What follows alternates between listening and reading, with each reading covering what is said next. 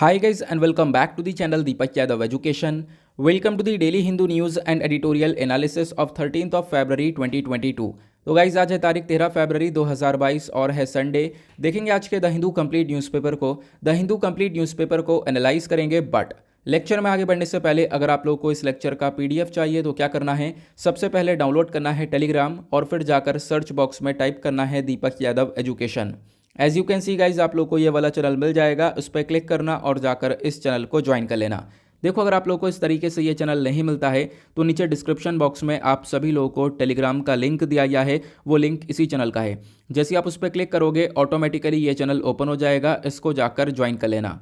Join करने से फ़ायदा क्या होगा, यहाँ पर आप लोगों को डेली बेसिस पर लेक्चर का पीडीएफ मिल जाता है, डेली करंट अफेयर के वीडियो का पीडीएफ मिल जाता है और डेली बहुत सारे डिजिटल नोट्स मिल जाते हैं। ये सारी चीज़ें मिलती हैं बिल्कुल फ्री में, तो जाकर इसको ज़रूर ज्वाइन करना।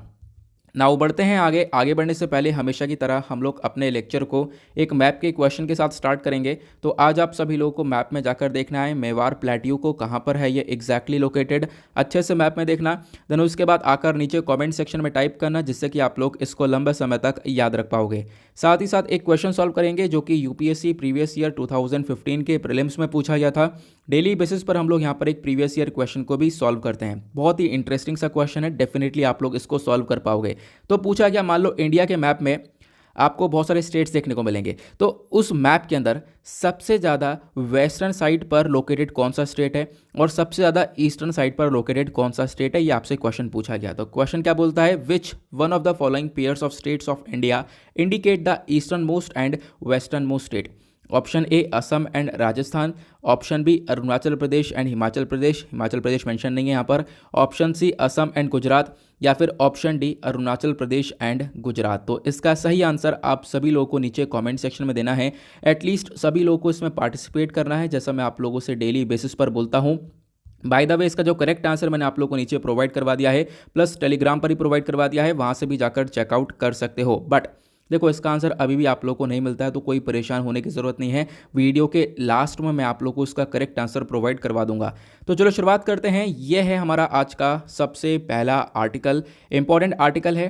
तो यहाँ पर बात की गई है इंडिया, चाइना, ऑस्ट्रेलिया को लेकर। तो सिंपली इस आर्टिकल को आप लोग रिलेट कर सकते हो जीएस पेपर 2 इंटरनेशनल रिलेशन से। अब यहाँ पर क्या बातचीत की गई है, देखो एक चीज़ आपको पता होनी चाहिए, इंडिया और चाइना के जो रिलेशन है वो आज के टाइम पर कितने ज़्यादा ख़राब है आप लोगों को पता है। लेकिन इसका थोड़ा सा बैकग्राउंड अगर हम लोग कवर करें तो साल 2020 में यहाँ पर रिलेशंस ख़राब होने चालू हुए थे, ठीक है, और फिर एक टाइम पर बहुत ज़्यादा ख़राब हो चुके थे। यहाँ पर आपको दो रीजन देखने होंगे, एक है इधर लाइन ऑफ कंट्रोल, ठीक है, जो ग्रीन वाली लाइन है इसको हम लोग बोलते हैं लाइन ऑफ कंट्रोल LOC। इधर आपको रेड वाली लाइन दिख रही होगी, इसको हम लोग बोलते हैं लाइन ऑफ एक्चुअल कंट्रोल, जिसको LAC बोला जाता है, ठीक है। अब इस LAC के पीछे ये अक्साई चीन वाला रीजन है, इसको चाइना ने कब्जा रखा है।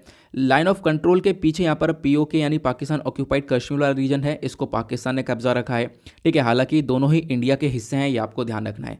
लेकिन अभी हम जो बात करने वाले हैं वो इस वाले पर्टिकुलर एरिया की बात करेंगे। अब हुआ क्या है, देखो इसके पीछे आपको चाइना देखने को मिलेगा। अब चाइना करता क्या है, चाइना ने एरिया कब्जा रखा है तो अपने जो ट्रूप्स हैं, अपने जो सोल्जर्स हैं वो इधर लेकर आता है, इंडिया की टेरिटरी के अंदर यहाँ पर आप कह सकते हो इंकर्शन करने की कोशिश करता है, इंडिया की टेरिटरी के अंदर एंटर करने की कोशिश करता है। फिर लाइन ऑफ एक्चुअल कंट्रोल्स के बाद भी यहाँ पर इंडिया के अंदर और ज़्यादा एंटर करने की कोशिश करता है। तो लाइन ऑफ एक्चुअल कंट्रोल से और ज़्यादा ये जब एंटर करते हैं तो डेफिनेटली यहाँ पर भारत इसको रोकने की कोशिश करता है और रोकता भी है। 2020 में ऐसा ही कुछ हुआ था। 2020 में यहाँ पर आप देख पाओगे जो चाइना के सोल्जर्स हैं वो काफ़ी हद तक इंडिया की टेरिटरी के अंदर एंटर कर चुके थे, तो इंडिया ने यहाँ पर उनको वापस से पीछे ढकेला है ना। और इसी बीच में एक डिस्प्यूट भी क्रिएट हो चुका था लगभग 15 जून के आसपास। यहाँ पे हमारे काफ़ी सारे जो सोल्जर्स हैं वो वीर गति को प्राप्त हो गए थे और चाइना के भी काफ़ी सारे सोल्जर्स यहाँ पे मारे गए थे, ठीक है। हालांकि चाइना ने नंबर छुपाया, वो बात अलग है। तो ये चीज़ें हम लोगों ने देखी हैं यहाँ पर। तो 2020 से ही ये रिलेशंस ख़राब हुए, 2021 2022 आ चुका है, रिलेशंस अभी तक काफ़ी ज़्यादा ख़राब है। लेकिन अभी होता क्या है, जो हमारे एक्सटर्नल अफेयर मिनिस्टर हैं S जयशंकर साहब, ये ऑस्ट्रेलिया की फॉरेन मिनिस्टर से ये बोलते हैं कि चाइना हमेशा ही इस LAC के ऊपर वॉयलेशन करता है।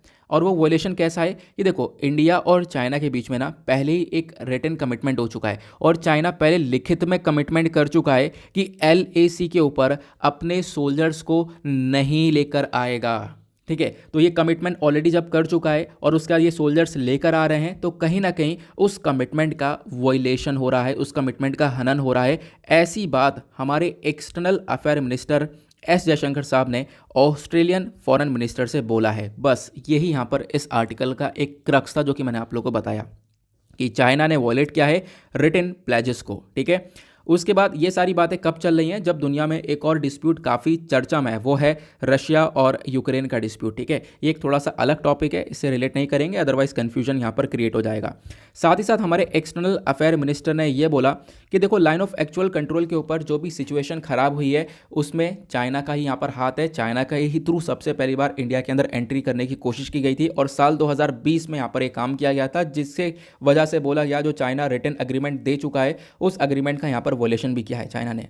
उसके साथ साथ एस जयशंकर साहब ने एक बात और बोली, ये बोली देखो, एक क्वाड ग्रुप है, क्वाड के बारे में आपको मालूम होगा, ये चीज़ें तो रट चुकी होंगी आप लोगों को। क्वाड के अंदर 4 कंट्रीज़ हैं, इंडिया है, ठीक है, यूएस है, देन उसके बाद आपको यहाँ पर जापान देखने को मिलेगा, देन ऑस्ट्रेलिया देखने को मिलेगा। ये 4 कंट्रीज़ है क्वाड के अंदर।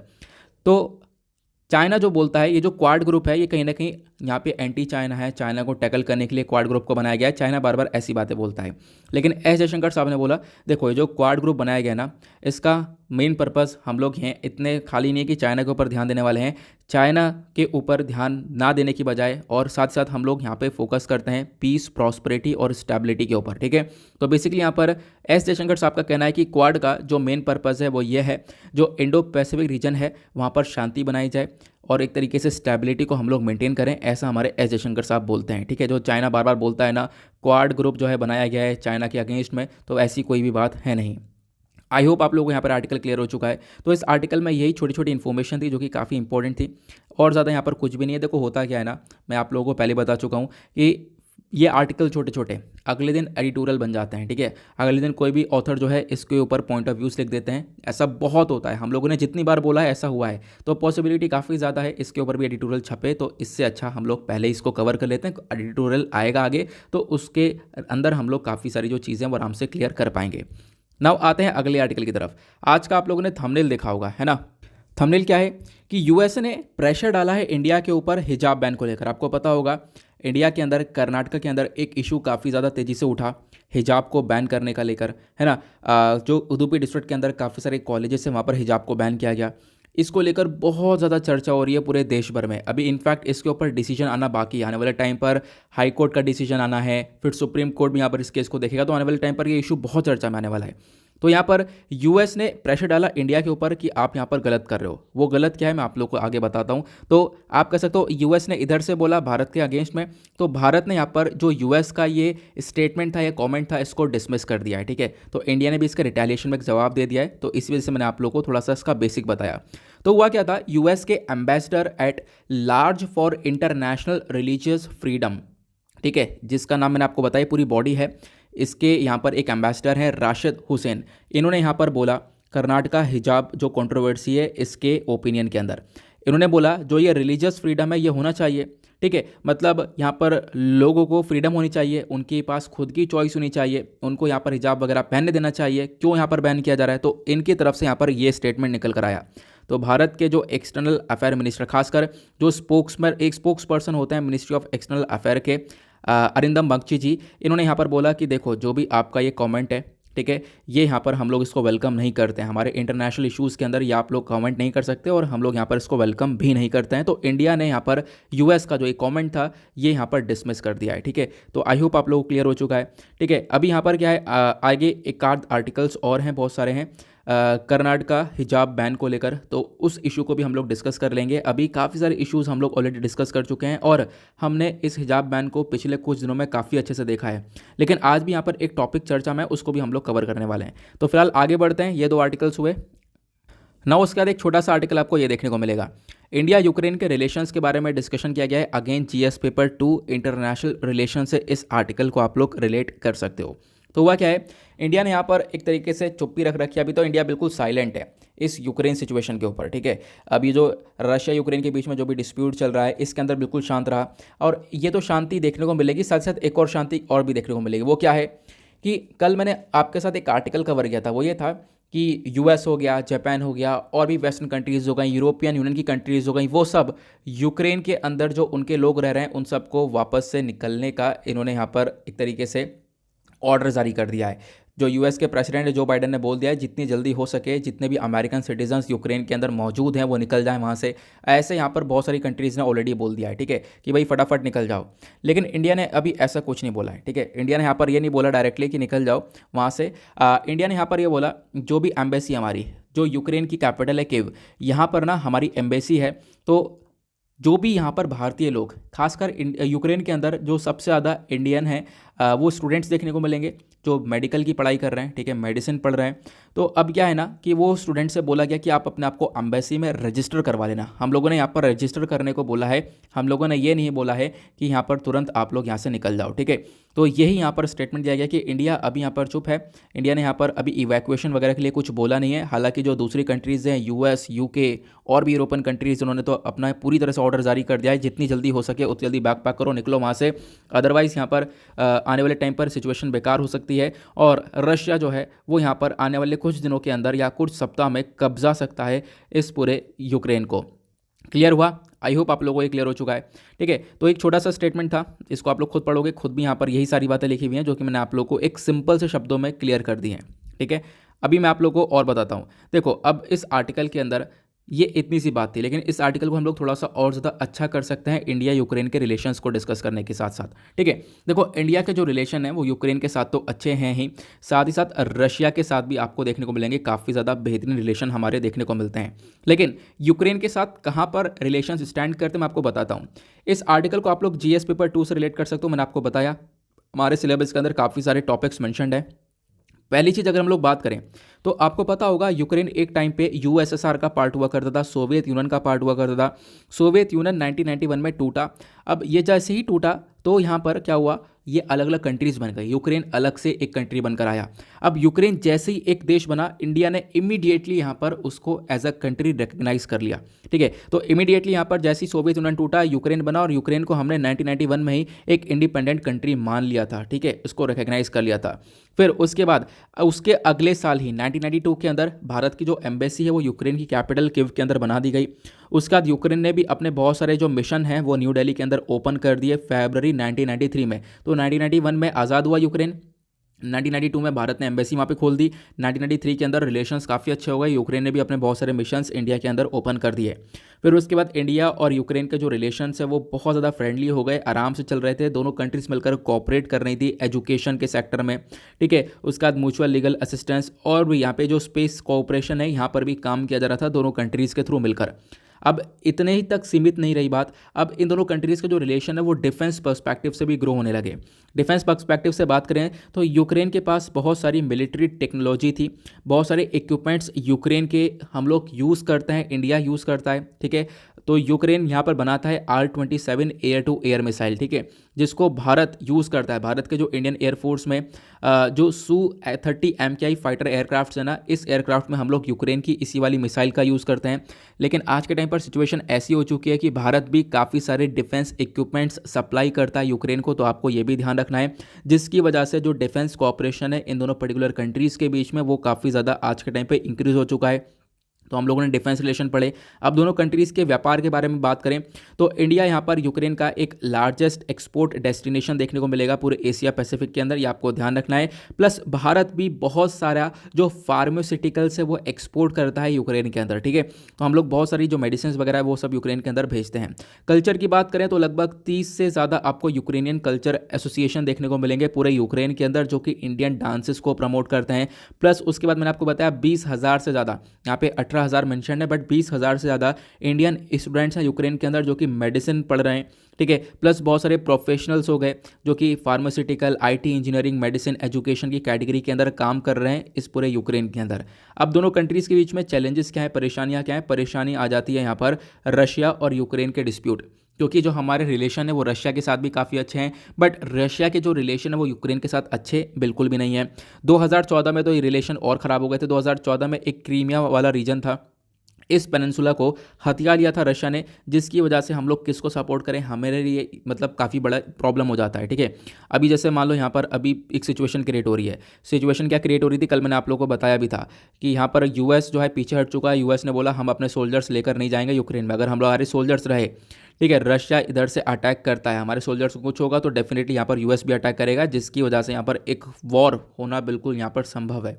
तो अब यहाँ पर इंडिया के लिए काफ़ी बड़ा चैलेंज होता है, इंडिया किधर जाता है, रशिया के साथ या फिर यूएस के साथ, दोनों के साथ यहाँ पर रिलेशंस काफ़ी अच्छे यहाँ पर देखने को मिलेंगे आप लोगों को। क्लियर हुआ? तो आई होप आप लोगों को यहाँ पर काफ़ी अच्छे से आर्टिकल पूरी तरह से समझ में आ चुका है। उसके बाद आते हैं नेक्स्ट आर्टिकल की तरफ। एक आर्टिकल आपको ये देखने को मिलेगा, हालांकि कल मैंने इसके बारे में बताया था, लेकिन इसको लेकर फिर से कॉमेंट्स आए थे, मैं आपको बताता हूँ क्या हुआ है। देखो, बहुत ज़्यादा मांग की जा रही है कि यूनिफॉर्म सिविल कोड को लिया जाए। इनफैक्ट जो ये हिजाब कंट्रोवर्सी हुई है उसके बाद से तो और ज़्यादा मांग हो रही है कि यहाँ पर क्या है, आपको यूनिफॉर्म सिविल कोड लेकर आना चाहिए। तो क्या है यूनिफॉर्म सिविल कोड, कल तो मैंने आप लोगों को छोटी सी इन्फॉर्मेशन दी थी लगभग 3 से 4 लाइनों में। तो फिर कमेंट आ रहे थे कि सर हमें यूनिफॉर्म सिविल कोड के बारे में कुछ कंटेंट प्रोवाइड करवा दो जिसको हम लोग लिख सकें। तो मैंने सोचा कि चलो आज आया ही आर्टिकल तो मैं आप लोगों को इसके बारे में बता ही देता हूँ। तो आर्टिकल को आप लोग रिलेट कर सकते हो जीएस पेपर 2 से। अगर हम लोग देखें सिलेबस के अंदर काफ़ी सारे टॉपिक्स मेंशन है, fundamental rights, DPSP, issues related to women के रिगार्डिंग। तो यूसीसी यानी कि यूनिफॉर्म सिविल कोड है क्या, तो यहाँ पर बेसिकली ये इसका मेन मकसद होता है कि हम लोग सिर्फ और सिर्फ एक कानून प्रोवाइड करवाएं हमारे पूरे देश के अंदर। देखो हो क्या रहा है, हमारे देश में अलग अलग रिलीजन है, ठीक है, सेकुलरिज्म का कॉन्सेप्ट, यही खूबसूरती देखने को मिलती है हमारे देश की, अलग अलग रिलीजन सब साथ में मिलकर रह रहे हैं। ठीक है, लेकिन होता क्या है, बहुत सारे केसेस होते हैं। देखो मैरिजेस के केसेस हो गए, डाइवोर्स हुआ, इनहेरिटेंस हुआ या एडॉप्शन हुआ, या और भी बहुत सारे अलग अलग केसेस होते हैं। अब जब इन केसेस को हैंडल किया जाता है तो इसमें अलग अलग रिलीजन के अलग अलग पर्सनल लॉज के बारे में मेंशन किया जाता है। ठीक है, तो जैसे कि हिंदू मैरिज है तो वो हिंदू मैरिज एक्ट के अकॉर्डिंग होती है, कोई मैरिज हुई मुस्लिम्स के अंदर तो वो मुस्लिम्स लॉ के अकॉर्डिंग होगी, क्रिश्चियन के अंदर हुई तो वो क्रिश्चियन लॉ के अकॉर्डिंग होगी, कोई डाइवोर्स हुआ तो वो हिंदू लॉज के अकॉर्डिंग, मुस्लिम लॉ के अकॉर्डिंग। ये सब अलग अलग, मतलब हर एक स्पेसिफिक रिलीजन का अपना खुद का एक स्पेसिफिक लॉ देखने को मिलेगा इन सारे केसेस को लेकर, इन सारे मतलब आप कह सकते हो कॉन्सेप्ट्स को लेकर। क्लियर हुआ? तो यहाँ पर बोला गया कि हर एक अलग अलग केस आता है तो अलग अलग लॉस के हिसाब से देखना होता है। तो इससे अच्छा यूनिफॉर्म सिविल कोड क्यों ना लिया जाए। यूनिफॉर्म मतलब सबके लिए एक ही लॉ रहेगा। कोई मैरिज का केस आया तो यहाँ पर कोई हिंदू लॉ, कोई मुस्लिम लॉ, कोई यहाँ पर क्रिश्चियन लॉ का यूज़ नहीं किया जाएगा, सिर्फ और सिर्फ यहाँ पर यूनिफॉर्म सिविल कोड मतलब एक ही लॉ रहेगा और वो सबके ऊपर एप्लीकेबल होगा। तो हम लोग इसी को बोलते हैं uniform civil code is one that provide for one law for the entire country. पूरे देश के लिए एक ही लॉ रहेगा जो कि हर एक रिलीजियस कम्युनिटीज़ को उनके पर्सनल मैटर्स के अंदर यहाँ पर देखेगा। क्लियर हुआ? तो इसी को लेकर लाने के बारे में चर्चा की जाती है। तो क्या कहीं पर मेंशन्ड है यूनिफॉर्म सिविल कोड के बारे में? बिल्कुल मेंशन्ड है। जो हमारा संविधान है उसके आर्टिकल 44 के अंदर मेंशन्ड है कि जो स्टेट्स है वो यहाँ पर एफर्ट्स लगा सकता है कि भाई जो यूनिफॉर्म सिविल कोड है उसको सिक्योर किया जा सके, जो भी हमारे लोग हैं इंडिया के अंदर उनके लिए यूनिफॉर्म सिविल कोड को लेकर आया जा सके। नाउ आर्टिकल 44 है क्या आखिरकार? तो ये डीपीएसपी है। जैसे हमारे फंडामेंटल राइट्स होता है, डीपीएसपी उसको डीपीएसपी होता है मतलब directive states of principle policy, directive principle of state policy. Then उसके बाद हमारे पास फंडामेंटल ड्यूटीज़ होती हैं, तो इसमें ये डीपीएसपी के अंदर आते हैं। और डीपीएसपी को यहाँ पर आर्टिकल 37 के अंदर ऑलरेडी बताया गया है, नॉन जस्टिसिएबल है, नॉट एनफोर्सेबल बाय कोर्ट है। डीपीएसपी को लेकर आप लोग कोर्ट के अंदर नहीं जा सकते। ठीक है, हालांकि आपका फंडामेंटल राइट का वायलेशन होता है तो डेफिनेटली आप लोग कोर्ट में जा सकते हो, ये आपको ध्यान रखना है। देन यहाँ पे अगर हम लोग बात करें यूनिफॉर्म सिविल कोड की तो इसका स्टेटस भारत के अंदर क्या है? ठीक है, अब क्या है, देखो इंडिया यहाँ पर काफ़ी सारी चीज़ें फॉलो करता है यूनिफॉर्म कोड को लेकर। अलग अलग जो मैटर्स हैं जैसे कि इंडियन कॉन्ट्रैक्ट एक्ट 1872 के अंदर, सिविल प्रोसीजर कोड हो गया, ट्रांसफर ऑफ प्रॉपर्टी हो गया, पार्टनरशिप एक्ट, एविडेंस एक्ट, तो यहाँ पर कहीं ना कहीं यूनिफॉर्म कोड का इस्तेमाल हो रहा है। लेकिन इतने लंबे समय से इनके अंदर इतने बदलाव हुए, इतने अमेंडमेंट्स हुए, इतने चेंजेस हुए कि इसकी वजह से इसमें भी बहुत ज़्यादा डाइवर्सिटी आ गई, बहुत ज़्यादा अलग अलग तरीके से इसको भी टैकल करने लगा। तो यहाँ पर आप कह सकते हो कहीं ना कहीं uniform civil code properly India के अंदर देखने को मिलेगा नहीं कहीं पर भी। तो इसका बैकग्राउंड क्या था? देखो जो यूनिफॉर्म सिविल कोड है ये कॉलोनियल एरा का है, अंग्रेजों के टाइम का है। ठीक है, जो ब्रिटिश सरकार है ना, इन्होंने यहाँ पर एक रिपोर्ट सबमिट करी थी 1835 में और उन्होंने यहाँ पर जोर दिया कि भाई बिल्कुल एक हमारे पास यूनिफॉर्मिटी होनी चाहिए in the codification of Indian law के अंदर, मतलब भारतीय कानून के अंदर एक हमारे पास यूनिफॉर्मिटी, एक पर्टिकुलर लॉ होना चाहिए जो कि यहाँ पर क्राइम को लेकर, एविडेंस को लेकर, कॉन्टेक्स्ट को लेकर, जो भी यहाँ पर प्रॉब्लम्स हैं उनको लेकर एक ही कानून हो तो ज़्यादा बेहतर रहेगा। तो मतलब आप कह सकते हो जो ये नींव रखी गई है यूनिफॉर्म सिविल कोड की वो यहाँ पर ब्रिटिश सरकार के थ्रू रखी गई है, उन्होंने यहाँ पर ये रिपोर्ट सबमिट करी थी। हालांकि यहाँ पर फिर उसके बाद इसको लेकर काफ़ी चर्चा हुई और साथ ही साथ जो ब्रिटिश सरकार है इन्होंने यहाँ पर उस समय सरकार से बहुत ज़्यादा यहाँ पर फोर्स किया। उन्होंने बोला कि भाई एक कमेटी बनाओ, BN राव कमेटी बनाए, और BN राव कमेटी बनाई गई ताकि हम लोग क्या कर सकें, हिंदू लॉ को कोडिफाई कर सकें, प्लस यहाँ पर एक यूनिफॉर्मिटी को ला सकें। तो यहाँ पर आप कह सकते हो यूनिफॉर्मिटी को लाने के लिए काफ़ी सारे जजमेंट भी आते रहे। मतलब आप कह सकते हो कि जो यूनिफॉर्मिटी लाने के बारे में चर्चा है बहुत लंबे समय पहले से हो रही है और आज तक हो रही है, आज तक इसको इम्प्लीमेंट नहीं किया गया। फिर उसके बाद दो बहुत बड़े बड़े केस होते हैं, आपने सुना होगा डेफिनेटली। एक यहाँ पर शाह बानो केस सुना होगा, ठीक है। शाह बानो केस के अंदर जो जजमेंट आता है हमारे सुप्रीम कोर्ट का, ठीक है, वहाँ पर भी जजमेंट के अंदर ही बताया गया कि बिल्कुल यूनिफॉर्म सिविल कोड आना चाहिए। मतलब आप खुद कह सकते हो कि यहाँ पर अगर हम लोग देखें यूनिफॉर्म सिविल कोड की एग्जैक्टली मतलब मांग कहाँ से होने लगी, तो एक शाहबानो केस था। उसके साथ साथ यहाँ पर शाहबानो केस 1985 में हुआ था, फिर 1995 में सरला मुदगल केस हुआ था। तो ये दो केस के अंदर आप कह सकते हो बोला गया कि बिल्कुल यूनिफॉर्म सिविल कोड होना ही चाहिए। नाउ अगर हम लोग बात करें यूनिफॉर्म सिविल कोड होगा तो इसका इम्प्लीकेशन क्या होगा, मतलब इसका क्या यूज़ होगा। तो देखो सबसे पहली बात, जो आपके कानून है वो सिंप्लीफाई हो जाएंगे। अभी क्या है, हर एक चीज़ को, हर एक इशू को अलग अलग पर्सनल लॉस के हिसाब से देखना पड़ता है। तो जब हमारे पास यूनिफॉर्म सिविल कोड होगा तो वो जो अलग अलग डाइवर्सिटी है वो यहाँ पर थोड़ी सी खत्म हो जाएगी। हम लोग क्या कर पाएंगे, एक ही कानून के हिसाब से हम लोग सारे केसेस को देख पाएंगे। प्लस जो केसेस सॉल्व हो रहे हैं वो उनके अंदर हम लोग कहेंगे कि बहुत तेज़ी से यहाँ पे मतलब जो जस्टिस वगैरह वो भी मिलेगा, प्लस केसेस भी बहुत तेज़ी से सॉल्व होते हुए नजर आएंगे। तो मतलब जो लॉज है वो काफ़ी हद तक सिंप्लीफाई हो जाएंगे। आज के टाइम पर जो कॉम्प्लेक्सिटी देखने को मिलती है ना, वो सिंपल हो जाएगी। साथ ही साथ और क्या बताया गया, यहाँ पर एक चीज़ ये देखने को मिलेगा कि हमारे प्रेम्बल के अंदर सेक्युलरिज्म के बारे में मेंशनड है ना। तो जो सेक्युलरिज्म है उसको भी कहीं ना कहीं यहाँ पर ये एक तरीके से फॉलो करेगा। एक सेक्युलर रिपब्लिक के अंदर क्या होता है, मतलब कि सब लोग एक साथ रह रहे हैं, हमारे कंट्री के अंदर बहुत सारे रिलीजन एक साथ रहते हुए नजर आते हैं, तो इन लोगों को ज़रूरत है एक कॉमन लॉ की, ठीक है। तो यहाँ पर अगर हम लोग इसको यूनिफॉर्म सिविल कोड को लेकर आते हैं तो डेफिनेटली यहाँ पर हम लोग सेक्युलरिज्म का जो एक तरीके से कॉन्सेप्ट है उसका पालन करते हुए नजर आएंगे। तो आना चाहिए यूनिफॉर्म सिविल कोड। उसके बाद जेंडर जस्टिस भी होगा। देखो यूनिफॉर्म सिविल कोड को यहाँ पर जो हम लोग लेकर आए, अगर हम लोग लेकर आते हैं तो इससे क्या होगा, जितने भी पर्सनल लॉज हैं वो सब खत्म हो जाएंगे, ठीक है। पर्सनल लॉज को हम लोग एक तरीके से हटा ही देंगे और इसकी वजह से यहाँ पर जो जेंडर बायस वगैरह देखने को मिलता है वो जेंडर बायस भी नहीं होगा और हम लोग एक ही लॉ के हिसाब से सभी, चाहे मैन हो चाहे वेमेन हो, सभी जेंडर्स को ट्रीट करेंगे। लेकिन इसमें ना यूनिफॉर्म सिविल कोड के अंदर एक बहुत बड़ा चैलेंज भी है, बहुत बड़ी परेशानी भी है, और वो चैलेंज है हमारा कॉन्स्टिट्यूशनल हर्डल। एक तरफ आर्टिकल 25 बोलता है भारतीय संविधान का कि जो फ्रीडम है आपके पास, मतलब एक तरीके से पूरी छूट है, freedom to practise any religion, आप कोई सा भी रिलीजन प्रैक्टिस कर सकते हो। लेकिन दूसरी तरफ आर्टिकल 14 यहाँ पर आप कह सकते हो इक्वालिटी के बारे में बात करता है। तो इन दोनों के बीच में कहीं ना कहीं कॉन्फ्लिक्ट हो जाता है, ठीक है। अगर हम लोग यूनिफॉर्म सिविल कोड लेकर आते हैं तो यहाँ पर इससे क्या होगा, एक कॉन्फ्लिक्ट सा क्रिएट होगा। एक तरफ यहाँ पर फ्रीडम की मांग की जा रही है, दूसरी तरफ यहाँ पर इक्वालिटी की मांग की जा रही है। तो इससे मतलब दो हमारे आर्टिकल में मैंशनड है इन चीज़ों के बारे में, तो कहीं ना कहीं एक कॉन्फ्लिक्ट क्रिएट हो सकता है, ठीक है। फिर लोग कहेंगे हमारे पास ये आर्टिकल्स इन आर्टिकल्स का वॉयलेट हो रहा है, अगर वॉयलेशन हो रहा है अगर यहाँ पर यूनिफॉर्म सिविल कोड आता है तो। आई होप आप लोगों को ये आर्टिकल भी काफ़ी अच्छे से क्लियर हो चुका है। नव आते हैं अगले आर्टिकल पर। अगला आर्टिकल बहुत इंपॉर्टेंट है, इंडिया अफगानिस्तान के बारे में चर्चा की गई है। अफगानिस्तान के अंदर हालत काफ़ी ख़राब है, आपको पता है। मतलब काफ़ी क्राइसिस आ चुका है, फूड क्राइसिस वगैरह, लोगों के पास खाने वगैरह को कुछ भी नहीं है, ऐसी प्रॉब्लम देखने को मिल रही है।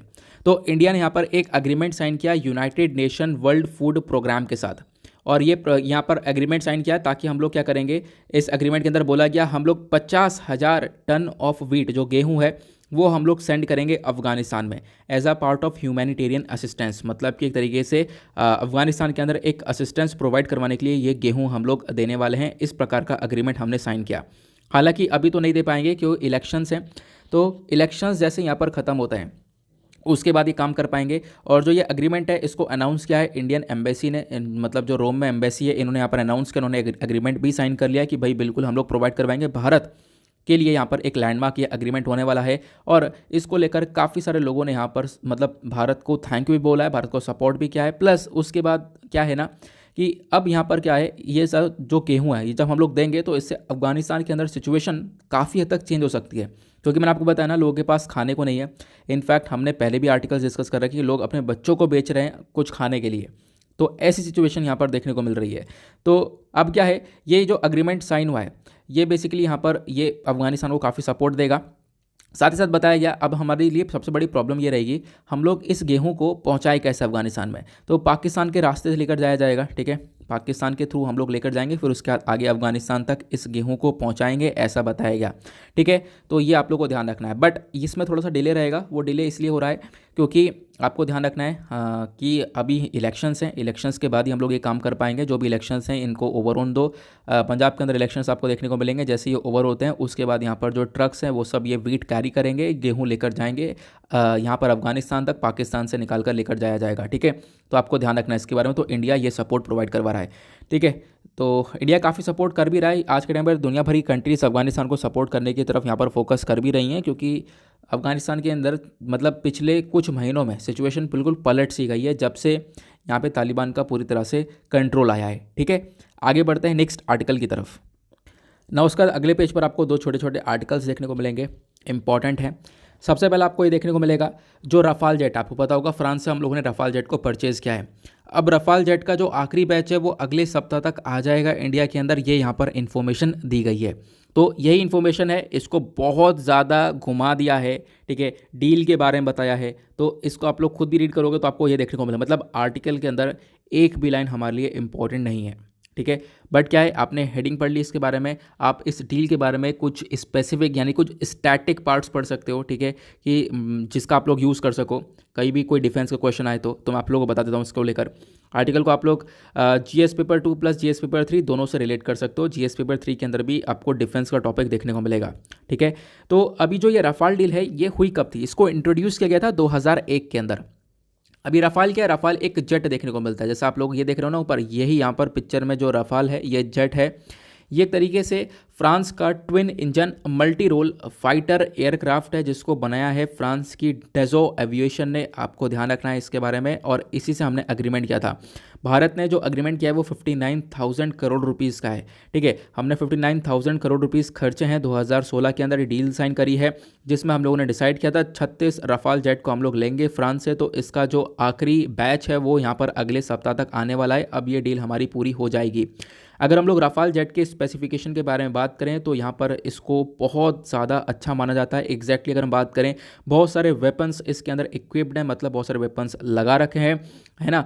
उसके बाद यहाँ पर अगर हम लोग वेपन्स के साथ साथ बात करें, बहुत सारे मिसाइल्स हैं, ठीक है, वो सब देखने को मिलेगा।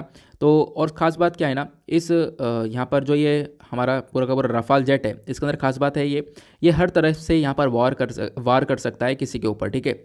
तो इसकी एक खासियत देखने को मिलेगी। प्लस वेपन्स की बात करें तो इसमें मीटियोर मिसाइल लगा रखे हैं और स्कैल्प क्रूज मिसाइल लगा रखा है। यूपीएससी क्वेश्चन पूछ चुका है कि स्कैल्प क्रूज मिसाइल को लेकर, मतलब राफेल के जेट्स के अंदर कौन कौन सी मिसाइल लगी है, उसमें से एक स्कैल्प क्रूज मिसाइल था, ये इसका करेक्ट आंसर था, ठीक है, जो क्वेश्चन पूछा गया था, ठीक है। तो मीटियोर मिसाइल इसके अंदर, स्कैल्प क्रूज मिसाइल है, मीका वेपन सिस्टम भी देखने को मिलेगा, ये सब यहाँ पर राफेल जेट्स के अंदर लगाया गया है।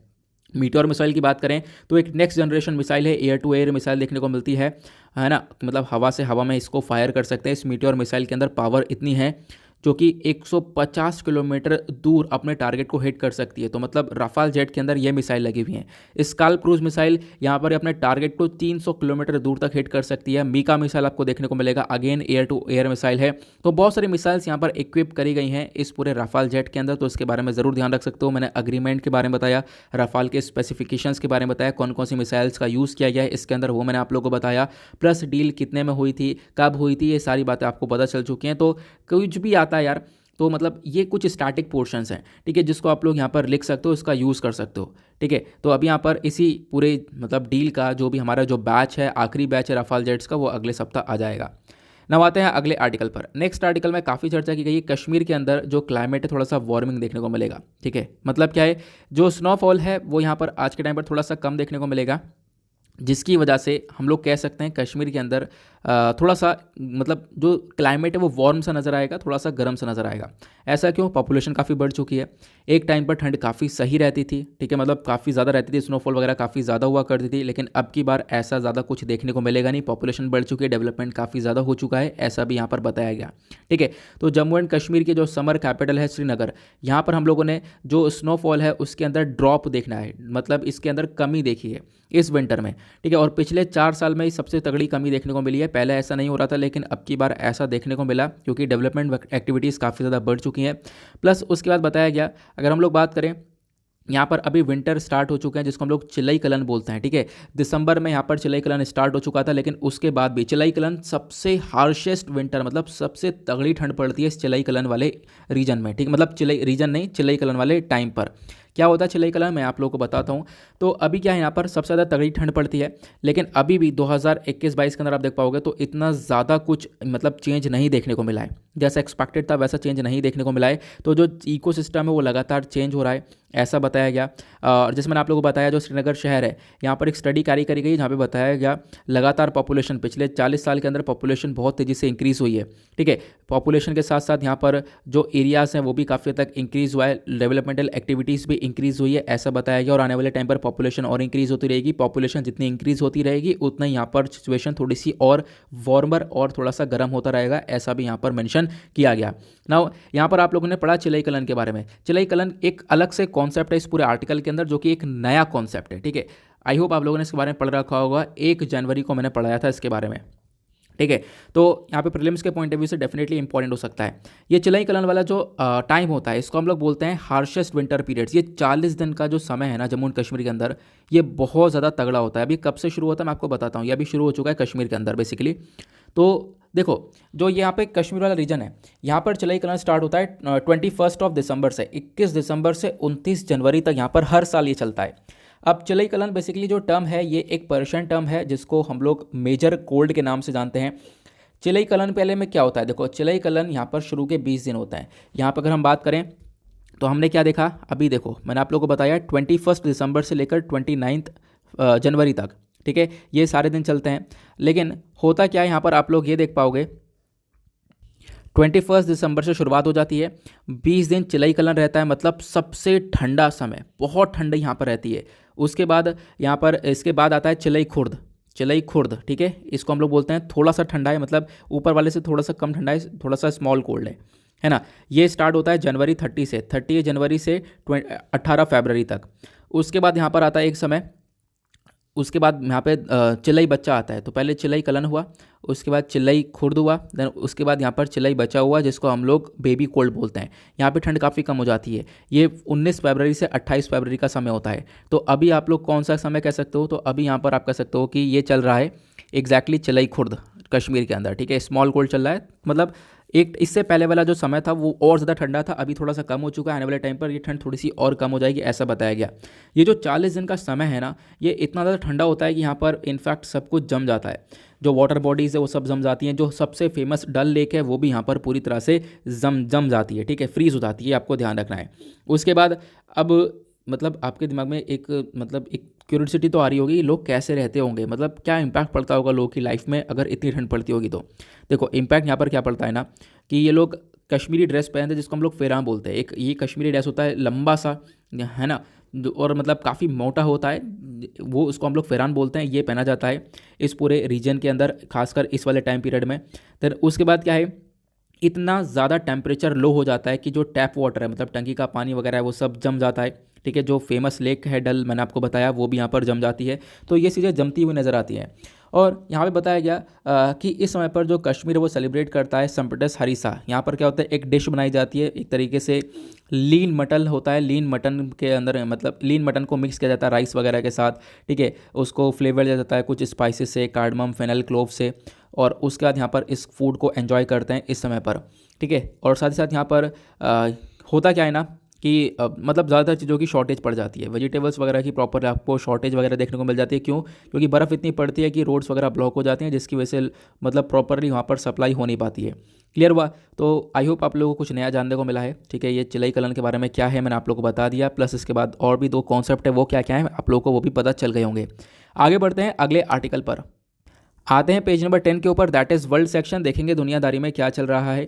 एक आर्टिकल है यहाँ पर, अगेन वही वाली चर्चा, रशिया यूक्रेन के डिस्प्यूट्स के बारे में। पिछले 1 महीने से, या फिर आप कह सकते हो पिछले 2 महीने से मैं लगातार उसको कवर कर रहा हूँ। लगातार एक भी दिन छोड़ा नहीं है, ठीक है। लगातार कवर हो रहा है, कल भी परसों भी, पिछले कहता रहा हूँ 1.5-2 महीने से हम लोग लगातार कवर कर रहे हैं। अभी फिलहाल जो बाइडन अगेन वार्निंग देते हैं व्लादिमीर पुतिन को, बोलते हैं कि भाई यहाँ पर जो भी इन्वेजन है उसको रोक दो। ये रशिया के ऊपर कब्जा, सॉरी यूक्रेन के ऊपर कब्जा बिल्कुल भी नहीं करना है, यूक्रेन के ऊपर इन्वेजन नहीं करना है, ठीक है। तो यहाँ पर अगेन एक तरीके से बाइडन वार्न करते हैं पुतिन को। देखो ये बहुत पहले भी कर चुके हैं। अगर हम लोग बात करें तो यूएस खुद बोल चुका है कि हमारे यूएस यहाँ पर ये बोल चुका है कि लगभग 1 लाख सोल्जर्स जो हैं वो रशिया ने फैला दिए हैं यूक्रेन के इर्द गिर्द, यूक्रेन के आसपास। लेकिन रश देखो अब यहाँ पर एक इंटरेस्टिंग बात ये भी है, ये सारी चीज़ें यूएस जो है क्लेम करता है, लेकिन पॉसिबिलिटी है कि ऐसा हो भी ना। ठीक है, मतलब ऐसा भी तो हो सकता है कि रशिया कब्जा ही ना यूक्रेन को, मतलब वो तो आने वाले टाइम पे थोड़ा सा पता चलेगा। फिलहाल अभी तो सिचुएशन ऐसी बन चुकी है कि यूएस ने ऐसा कर दिया है कि दो कंट्रीज़ हैं वो अपने खुद के लोगों को यूक्रेन से फटाफट निकाल रही हैं कि यहाँ पर पॉसिबिलिटी है कि रशिया कहीं ना कहीं कब्जा ले ले पूरे यूक्रेन को, तो बिल्कुल भी टाइम नहीं मिलेगा। तो इसको लेकर काफ़ी सारी कंट्रीज़ आज के टाइम पर मतलब आप कह सकते हो कि निकाल लिया अपने लोगों को, और निकाल भी चुकी हैं बहुत सारे लोगों को। क्लियर हुआ? तो उसी को लेकर ये डिस्प्यूट है। ये डिस्प्यूट यार मैं काफ़ी बार डिस्कस कर चुका हूँ, मतलब कि मैं कभी पकता नहीं हूँ बार बार पढ़ाने में, मैं इनफैक्ट पक चुका हूँ ये डिस्प्यूट पढ़ा कर। ठीक है, तो आई होप आप लोगों को एक एक बात यहाँ पर क्लियर हुई होगी। लेकिन जिसको भी अगर क्लियर करनी है तो कल वाला वीडियो, मतलब आज से पिछले 1 महीने का कभी वीडियो देख लो। हर एक वीडियो के अंदर रशिया यूक्रेन का डिस्प्यूट क्लियर किया गया है। ठीक है, तो वीडियो को आज मैं थोड़ा सा शॉर्ट रखना चाहता हूँ, इसकी वजह से यहाँ पर मैं थोड़े से नए आर्टिकल पर आ रहा हूँ। एक नया आर्टिकल आपको ये देखने को मिलेगा, म्यांमार मिलिट्री के अंदर क्या डिस्प्यूट चल रहा है आपको पता है। म्यांमार के अंदर इनफैक्ट अगर हम बात करें जहाँ मिलिट्री है मतलब म्यांमार की जो मिलिट्री उन्होंने पूरी तरह से कब्जा कर रखा है। आज के टाइम पर वो वही मिलिट्री रूल कर रही है, लोगों के ऊपर रूल कर रही है, कोई वहाँ पे सरकार नहीं है, कोई डेमोक्रेसी नहीं है, मिलिट्री अपने हिसाब से सारी चीज़ों को चला रही है। और इसी बीच में हुआ क्या था म्यांमार के अंदर, मतलब ये सारी चीज़ें कैसे हुई, ये मिलिट्री कू आया था, मिलिट्री ने तख्ता पलट किया था। कब? पिछले साल 1 फरवरी को ही तख्ता पलट किया गया था।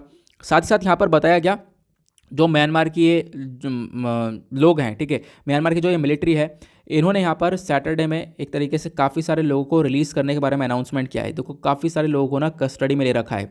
तो अब यहाँ पर म्यांमार की मिलिट्री ने बोला कि चलो हम लोग 800 लोगों को माफ़ कर रहे हैं, इनको हम लोग रिलीज़ करने वाले हैं, कि वो कंट्री का यूनियन डे आ चुका है, उसी को मार्क करने के लिए यहाँ पर रिलीज़ किया गया है।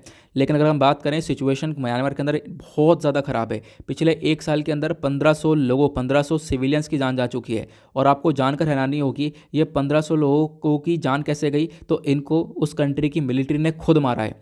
क्यों मारा? क्योंकि ये लोग प्रोटेस्ट कर रहे थे। ठीक है, अब ये प्रोटेस्ट इसलिए कर रहे थे, इनका कहना यह था कि हम लोग को डेमोक्रेसी दे दो, हमारी जो सरकार पहले थी हमें वो सरकार वापस से दे दो। लेकिन म्यांमार मिलिट्री ने इनकी बिल्कुल भी नहीं सुनी और इनको मार डाला। तो ऐसा प्रोटेस्ट वगैरह यहाँ पर किया गया, इसके बदले में ये किया गया म्यांमार मिलिट्री के थ्रू। तो सिचुएशन क्या हो रही है आप लोग यहाँ पर खुद इमेजिन कर सकते हो म्यांमार में एग्जैक्टली। ठीक है, तो अभी सब कुछ जो कब्जा हो रखा है पूरी तरह से मिलिट्री का ही कब्जा आपको देखने को मिलेगा।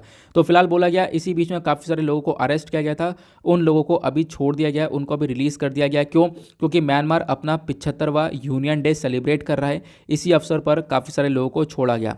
ये एक छोटा सा अपडेट था और इसमें बाकी सारी बातें वही पुरानी वाली हैं। साथ ही साथ म्यांमार की मिलिट्री ने ये भी यहाँ पर इसके अंदर बताया कि देखो हमने कब्जाया क्यों, हमने यहाँ पर तख्ता पलट क्यों किया, क्योंकि जो म्यांमार के अंदर सरकार थी, जो ये पॉलिटिकल पार्टी चल रही थी ऑंग सान सू की, तो इस पार्टी की जो यहाँ पर मतलब लीडर थी ऑंग सान सू की, तो इस पार्टी में काफ़ी घोटाले किए थे इन्होंने, यहाँ पर फ्रॉड किया था इलेक्शन के अंदर 2020 में। इसी वजह से हमने इसको हटाया था और अभी हम लोग इसको हटाए हुए हैं और हम लोग पूरी तरह से अभी कंट्रोल करके चल रहे हैं, म्यांमार मिलिट्री का खुद का कहना है। तो म्यांमार मिलिट्री के जो चीफ है वो है मिन ऑंग लैंग, यहाँ पर नाम आप लोग देख पाओगे, इन्हीं ने यहाँ काम कर रखा है, यही आज के टाइम पर पूरे म्यांमार को कंट्रोल करते हुए नज़र आ रहे हैं।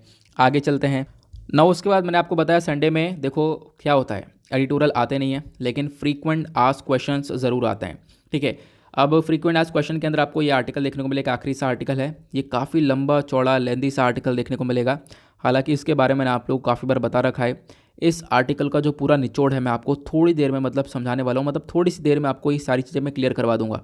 यहाँ पे एग्जैक्टली पूछा गया है, मतलब पूछा गया इस आर्टिकल में बताया गया है एसेंशियल प्रैक्टिस टेस्ट होता क्या है। ठीक है, ऐसे ना कॉन्फ्लिक्ट हिजाब कंट्रोवर्सी को लेकर चर्चा की जा रही है। हिजाब कंट्रोवर्सी को लेकर ऐसे टेस्ट पहले भी बहुत सारे देखने को मिले हैं और अब यहाँ पर क्या है कि सिचुएशन काफ़ी बदल चुकी है। अभी कर्नाटका हाई कोर्ट के पास ये केस है, उसके बाद हम लोग देख पाएंगे आने वाले टाइम पर, मतलब 1 से 2 दिन के अंदर हमारे पास वापस से कोई स्टेटमेंट आएगा, कोई डिस्प्यूट्स को लेकर क्या सिचुएशन बनती है वो सब हमारे पास आने वाला है। बट अभी आर्टिकल के अंदर बात करते हैं एग्जैक्टली क्या क्या हो रहा है। तो सबसे पहली बात हमें इस आर्टिकल का कॉन्टेक्स्ट समझना होगा, मतलब न्यूज़ में क्यों है ये आपको पता है। हाल ही में क्या हुआ, लगभग 6 बच्चे थे, 6 स्टूडेंट्स थे जिन्होंने हिजाब पहन रखा था। हिजाब वही जो मुस्लिम विमेन स्कार्फ वगैरह पहनती है, अपना हेड को कवर करती हैं, है ना।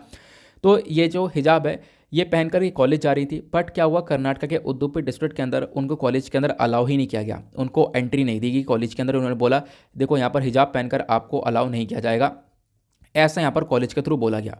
अब उसकी वजह से विवाद काफ़ी ज़्यादा बढ़ चुका था, इनफैक्ट काफ़ी प्रोटेस्ट वगैरह भी हुए, प्रोटेस्ट में यहाँ पर काफ़ी ज़्यादा वॉयलेंस भी क्रिएट हो चुका था, स्टोन पेल्टिंग वगैरह भी देखने को मिलेगी, मतलब पत्थरबाजी वगैरह सब कुछ हो चुकी है प्रोटेस्ट के अंदर। सिचुएशन काफ़ी ख़राब हो चुकी है कर्नाटक के अंदर, हाई जो स्कूल्स वगैरह हैं वो भी बंद कर दिए गए थे। ठीक है, ये सिचुएशन आज के टाइम पर हुई है। तो बताया गया कि देखो जो भी है, अगर हम लोग बात करें रिलीजन को लेकर, हमारे कॉन्स्टिट्यूशन हमारे संविधान में कहाँ पर सारी चीज़ें मैंशनड है, तो बोला गया, अगर आप लोग आर्टिकल 25 देखते हो, आर्टिकल 25 क्लॉज 1 जब आप लोग देखोगे तो यहाँ पर जो हमारा संविधान है वो खुद यहाँ पर गारंटी देता है फ्रीडम ऑफ कंसाइंस की। मतलब आपके पास राइट है फ्रीली टू प्रोफेस, प्रैक्टिस और प्रोपोगेट रिलीजन। आप यहाँ पर अपने रिलीजन को बिल्कुल फ्री हो प्रैक्टिस करने के लिए, अपने रिलीजन को प्रॉपरली आप फॉलो कर सकते हो, उसका प्रसार कर सकते हो, आगे लोगों को अपने रिलीजन के बारे में बता सकते हो। तो आपको पूरी छूट दी गई है, मतलब आपका ये हक है, ये यहाँ पर आपको आर्टिकल 25 क्लॉज 1 के अंदर मेंशन किया गया। अब बताया ये गया कि देखो बहुत सारे जो लोग हैं वो यही बोल रहे हैं कि हमारा एक तरीके से राइट है, हमारे संविधान के अंदर मेंशन्ड है कि हमारा एक फंडामेंटल राइट है, तो आप ऐसा नहीं कर सकते, आप हिजाब को बैन नहीं कर सकते। इस प्रकार की क्वेश्चनिंग भी पहले काफ़ी की गई है। लेकिन अगर हम लोग यहाँ पर बात करें तो ये डिस्प्यूट्स इतना ज़्यादा बढ़ चुका है कि यहाँ पर बात होने लगी है एसेंशियल रिलीजियस प्रैक्टिस टेस्ट की। ये क्या होता है आपको बताता हूँ। सुप्रीम कोर्ट ने पहले बहुत सारे केसेस देख रखे हैं, सुप्रीम कोर्ट पर पहले ऐसे बहुत सारे केसेस आए हैं और उन्हीं केसेस के अंदर एसेंशियल रिलीजियस प्रैक्टिस टेस्ट का कॉन्सेप्ट आया। मतलब देखो 1954 की बात है, 1954 में एक केस आता है, सुप्रीम कोर्ट एक केस देखता है, श्रूर मठ केस। ठीक है, यहाँ पर ऑर्डर क्या देता है, देखो रिलीजन के अंदर कोई भी पर्टिकुलर रिलीजन है, ठीक है, उस रिलीजन के अंदर अगर यहाँ पर कोई एसेंशियल चीज़ है तो उसको अलाउ किया जाएगा, अगर वो एसेंशियल नहीं है तो उसको अलाउ नहीं किया जाएगा। ठीक है, ये यहाँ पर सुप्रीम कोर्ट ने बोला। एसेंशियल मतलब जो इंपॉर्टेंट चीज़ है, कि मान लो यहाँ पर ये बहुत इंपॉर्टेंट है, इसके बारे में लिखा हुआ है यहाँ पर रिलीजन के अंदर, तो वो चीज़ें तो अलाउ की जाएंगी, अदरवाइज़ यहाँ पर उसको अलाउ नहीं किया जाएगा। तो ये यहाँ पर कॉन्सेप्ट आया था 1954 के अंदर, जिसको हम लोग एसेंशियल प्रैक्टिस टेस्ट बोलते हैं। तो मैं आपको समझाता हूँ इसका एक एग्जाम्पल लेकर। 2004 में एक केस होता है। अब वो 2004 में केस क्या होता है, सुप्रीम कोर्ट के पास एक केस आता है और सुप्रीम कोर्ट बेसिकली यहाँ पर जो तांडव डांस है, देखो कोई तांडव डांस परफॉर्म कर रहा था पब्लिक में, ठीक है, तो उस तांडव डांस को पब्लिक में परफॉर्म करने से रोका गया सुप्रीम कोर्ट के थ्रू। सुप्रीम कोर्ट ने बोला ये आप पब्लिक में परफॉर्म नहीं कर सकते। तो क्वेश्चन उठा क्यों, ऐसा क्यों, हमारा रिलीजियस फ्रीडम है, ठीक है, ये सब चीज़ें हैं। सुप्रीम कोर्ट ने बोला अपने रिलीजन को एक बार आप देखो, ठीक है, रिलीजन को चेक करो, क्या रिलीजन में तांडव डांस पब्लिक में परफॉर्म करना एसेंशियल प्रैक्टिस है, बहुत ज़रूरी है, नहीं है ना, तो नहीं है तो इसको अलाउ नहीं किया जाएगा, ऐसा यहाँ पर सुप्रीम कोर्ट ने बोला। उसके बाद एक और केस होता है 2016 के अंदर। 2016 में सुप्रीम कोर्ट एक और केस देखता है, वो क्या होता है, देखो इंडियन एयर फोर्स के अंदर एक मुस्लिम एयरमैन होता है, ठीक है, अब मुस्लिम एयरमैन की, उस मुस्लिम की काफ़ी बड़ी बड़ी दाढ़ी होती है, तो उस मुस्लिम को डिस्चार्ज कर दिया जाता है, उसको निकाल दिया जाता है और बोला जाता है कि भाई अगर हम लोग बात करें इंडियन एयरफोर्स के अंदर कुछ नॉर्म्स हैं, कुछ रेगुलेशंस हैं। आर्म्ड फोर्सेस रेगुलेशन 1964 के बारे में बताया गया और इस रेगुलेशन के अंदर बताया गया कि कोई भी व्यक्ति अपनी जो फेशियल ग्रोथ है, ठीक है, फेशियल हेयर ग्रोथ मतलब फेस के ऊपर जो भी बाल है वो नहीं रखेगा। ठीक है, हालांकि इसमें एक्सेप्शन दिया गया, कुछ ऐसे भी लोग हैं जिनके रिलीजन के अंदर बताया गया कि वो अपने बियर्ड को नहीं काट कर सकते, जैसे कि यहाँ पर सिख हो गए, ठीक है, लोग अपनी बियर्ड को काट नहीं सकते, ऐसा पहले भी यहाँ पर बताया गया है।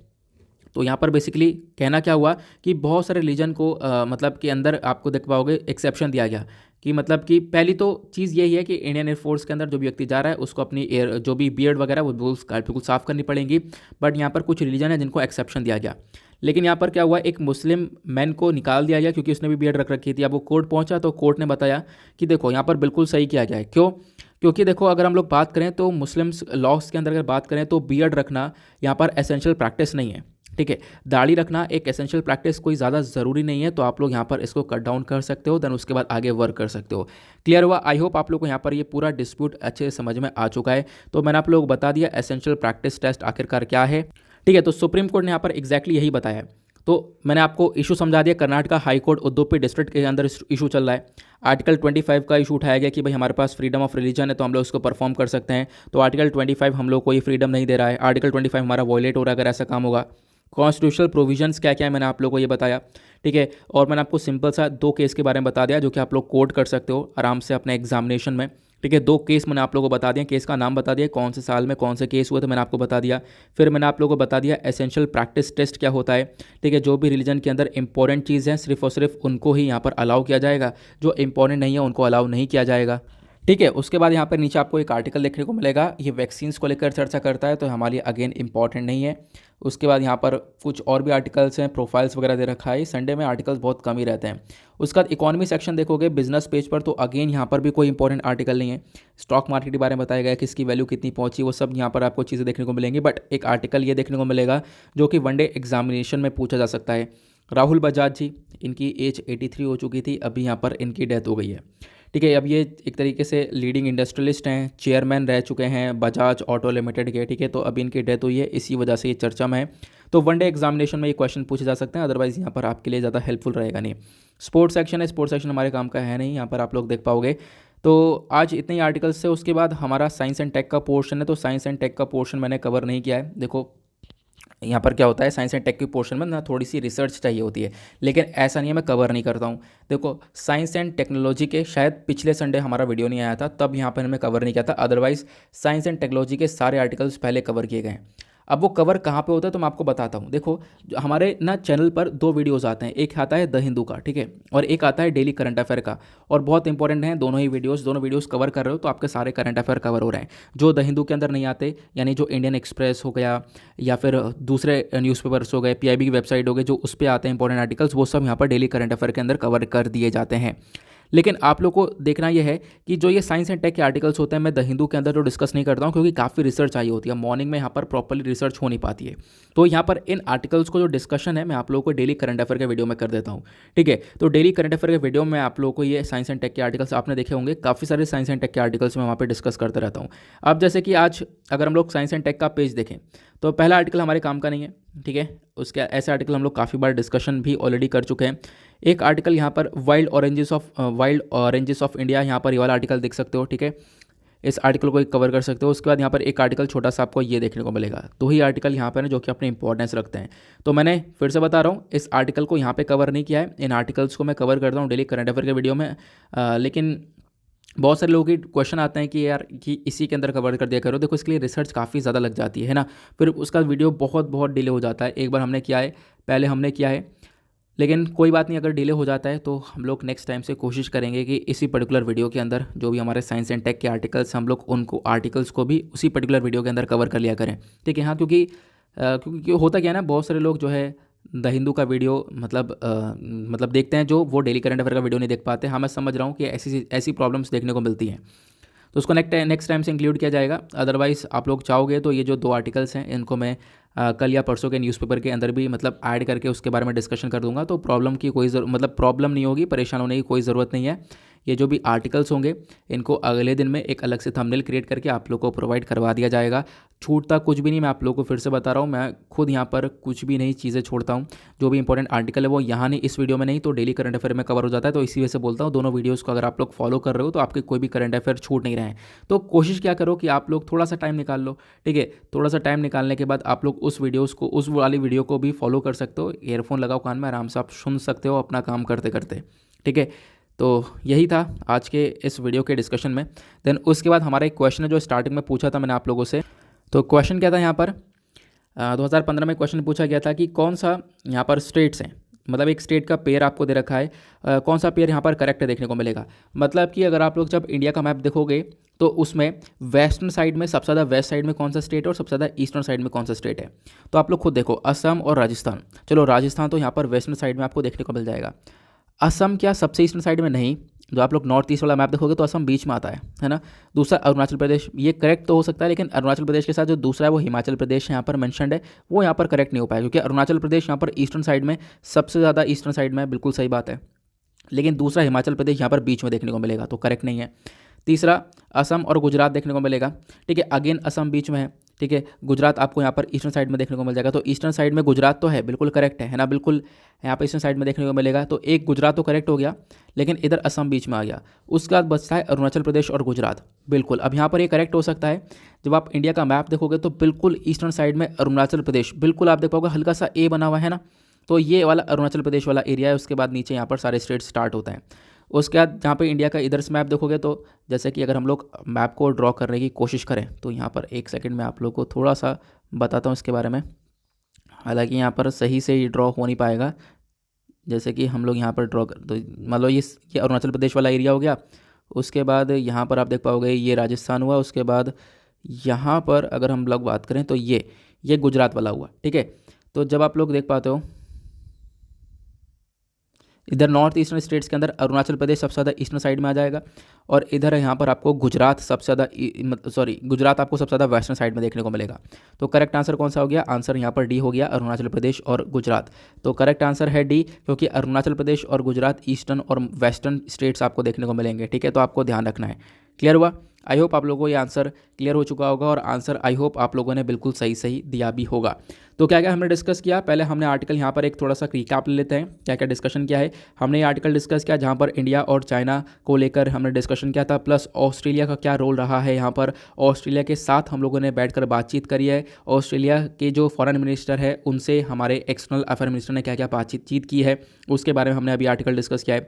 उसका एक आर्टिकल आपको हिजाब कंट्रोवर्सी को लेकर देखने को मिलेगा। यूएस ने यहाँ पर इस हिजाब कंट्रोवर्सी के लेकर एक कमेंट किया था, तो इंडिया ने उस कमेंट को रिजेक्ट भी कर दिया है। तो ये यहाँ पर आपको आर्टिकल देखने को मिलेगा, ये हमने आर्टिकल डिस्कस किया।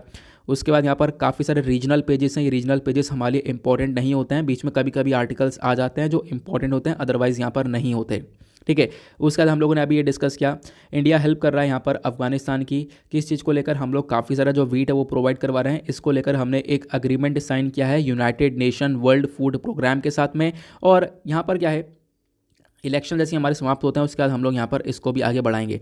एक आर्टिकल आपको ये देखने को मिलेगा, इंडिया यूक्रेन के इश्यूज़ के बारे में हमने डिस्कशन किया। इनफैक्ट इनके रिलेशंस के बारे में काफ़ी सारी इंपॉर्टेंट बातें कवर करी हैं, इसको आप लोग अपने पास नोट डाउन करके रख सकते हो। प्लस यहाँ पर क्या हो रहा है इंडिया रशिया यूक्रेन को लेकर मैंने आपको समझाया। एक आर्टिकल आपको ये देखने को मिलेगा, काफ़ी सारी मांग चल रही है यूनिफॉर्म सिविल कोड को लागू करने के लिए। यूनिफॉर्म सिविल कोड को लेकर प्रॉपर मैंने आपको काफ़ी सारी चीज़ें, काफ़ी सारा कॉन्टेंट प्रोवाइड करवा दिया है। उसके बाद अगले पेज पर आप देख पाओगे इलेक्शन को लेकर सारे आर्टिकल्स हैं, क्योंकि इलेक्शन चल रहे हैं तो उसी के बेसिस पर इन आर्टिकल्स को पब्लिश किया गया है।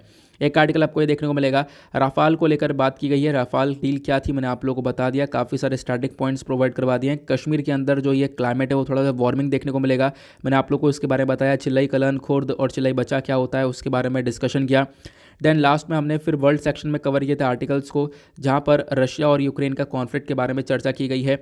बाइडन यहाँ पर वार्निंग देते हैं रशिया को। उसके बाद म्यांमार के अंदर क्या हो रहा है उसके बारे में हम लोगों ने डिस्कशन किया है ना। तो म्यांमार के अंदर हमने सिचुएशन के बारे में थोड़ा बहुत जाना। उसका साइंस एंड टेक के आर्टिकल्स आप लोग कहोगे तो मैं कल वाले परसों वाले वीडियो में इंक्लूड कर दूंगा, परेशान होने की ज़रूरत नहीं है। अदरवाइज आपको डेली करंट अफेयर वीडियो के अंदर ये आर्टिकल्स मिल जाते हैं।